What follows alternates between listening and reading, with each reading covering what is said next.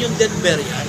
Kaya naglalagay siya ng mga analogy na kung minsan, ginagamit niya yung mga dinidiscuss ni Tarzan, yung puno, na napakayapong, kaya lang yung ugat, kaunti.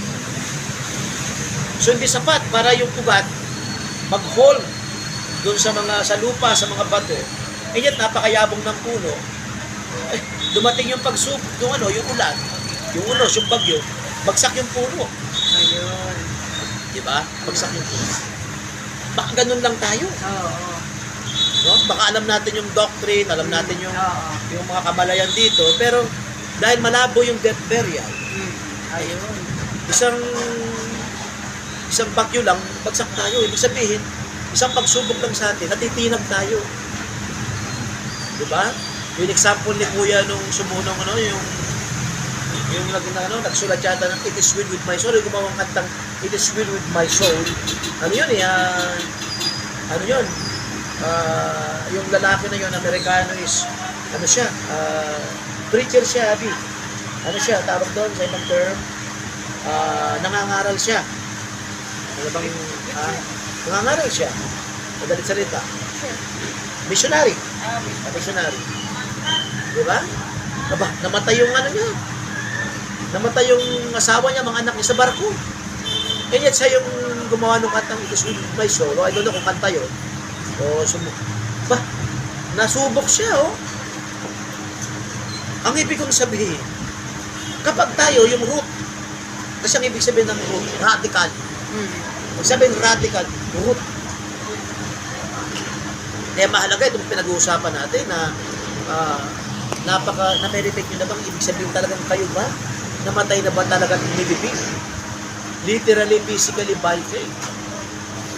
Naunawaan nyo ba, radically, yung ibig sabihin ng pag sinabing namatay ka, nilibing ka, wala ka ng anumang attachment sa daigdig na ito. Diba, Brother Albert? Nawalan ka ng asawa, diba? O nawalan sila ng asawa, nawalan ka ng anak. Diba? Wala ka ng anak eh. Namatay ka eh. Nawalan ka ng negosyo, nawalan ka ng karir, whatsoever na mayroon ang daigdig dito. Dapat wala na yun. Kasi namatay ka at nilibing.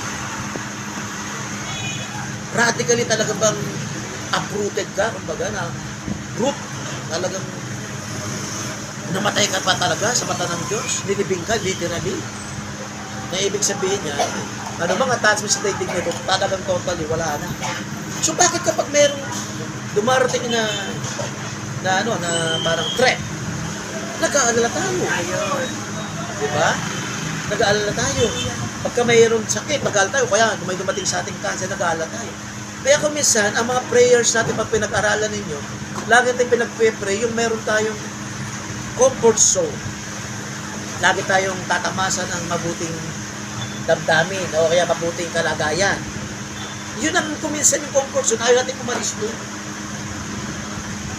Naalala ko lagi sabi sa akin ni Kuya ang sino man kanya rito nga nagnanasang yumaman. Sino man Kristyano na nagnanasang yumaman sa daigdig na ito ay nahuhulog sa lahat ng uri ng tukso. Kung nagnanasa kang yumaman. Diba? Pag nagnanasa ka ng magkaroon ka ng mga bagay, ay tataka ko ano yung mga taong mayayaman? Yung kanilang kayamanan. Galing kami ni Mrs. kanina sa Mama, upuan, ka. Dito ka mo po kasi bububugin ka namin dito ni Kuya sa tanong. Tatanungin ka raw ni Kuya Mama Halika dito ka. Kita Edel susundan niyo ako tutuloy ko Galing kami ni Mrs. kanina doon sa San Fernando. Nakita namin yung Walter Mart, nakita namin yung tawag dito. Yung kamukha ng mall sa Balanga. SM? Hindi, yung isa. Vista Mall. Nakita namin yung mga building doon. So, lagi akong may tanong, ano yung mga tao nito, yung kayamanong ganyan? Diba? Ano yung mga tao nito, yung marami silang building, marami silang paupan, marami silang ari-arian. Para sa? Diba? Para sa? What shall a man profit if he gain the whole world and lose his own soul? Tama dito ka, Naiintindihan niyo ako? Anong pakinabang daw, Brother Oli, ng tao makamtan man yung kayamanan sa libutang ito kung mapapahamak yung kanyang kaluluwa o kanyang espiritu. Tita, ito na po ako. Ako. So, ibig sabihin, dumating na ba sa kalagayan din nung nakaranas tayo namatay at binibig? Talaga malagi mong it is will with my soul. Na talaga bang even to the point of death, nagpupuri tayo? Na talaga bang kahit namalaya tayo, may sakit tayo, nalaman tayo may cancer pala tayo, o natulad na nangyari kay kapatid na Cecil, nagpupuri sa Panginoon. Diba? Talaga bang naintindihan natin ng peace that passes all understanding? Na talaga bang narating na natin yung ganap na kapayapaan natin na kahit anong mangyari? Diba? Kaya sira-sira, whatever will be, will be. Nagpupuri ka sa Panginoon. Yun ang ibig nating sabihin na kung minsan, teka nga ni Kuya, ay ang Diyos napakabuti. Kay Jesus Christ nga lang bilang brother. Na-approach nga ni Kuya si Jesus Christ bilang, dati, Panginoon, takot na takot tayo eh. Lord, Panginoon. Eh, nalaman nating big brother pala natin siya. Parang kapampangan ni Kuis. Kuya. Parang, diba, Kuya, diba? Diba? Yung na-approach natin si Jesus Christ ng kapatid na talagang kapatid. At kung ano kailangan natin, di pa natin kailangan, binibigay na. Diba? Ganun ang relationship natin sa kay Jesus Christ eh, kung yung nabibiro natin siyang kapatid eh, na hindi pwedeng biro-biro ng Old Testament people. Na kung banggitin man yung pangalan niya eh, isang beses lang, sa isang taon, pabulong pa. Ganun sila. And yet, meron tayong relationship ngayon sa ating Panginoong Jesucristo na big brother natin na nakakalapit tayo siya ng ganun kabilis kasi kuya natin siya, big brother natin siya. Kung anong gusto natin, eh, binibigay niya. Lalo pa kaya yung ama, Brother Albert? Anong relationship siya sa ama? Kayo nga yung ama sa lupa eh, nagpumingi ang inyong anak ng tinapay, bibigyan niyo ba ng ahas? O kaya yung inyong amang sa lupa, pumingi kayo ng tinapay, bibigyan ba kayo ng bato? Kayo ang ama sa lupa, may pagmamahal sa inyong mga anak, ako pa kayong amang nasa langit. Mahal na mahal tayo ng ama.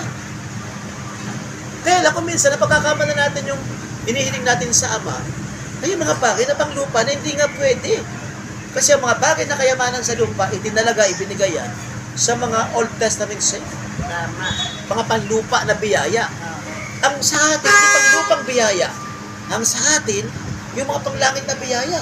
Kung meron man tayo dapat hingin sa ama, ito ngayon, tinatamasa natin na maunawaan natin yung hindi. Wow. Maunawaan natin yung universe na pagkakaloon sa atin. Yung galaxy, yung solar system, na hanggang ngayon, hindi nyo alam kung gaano karindi. Kaya kung mayroon man tayong hingin dapat dito ng mga bagay na kamukha ng Old Testament, na pwedeng ibigay sa atin ng Ama, ang alam ko, yung ma-meditate natin kung anong mayroon sa langit ng mga langit. Wisdom. Na siya pwede nating Wisdom. maunawaan ngayon. Tama?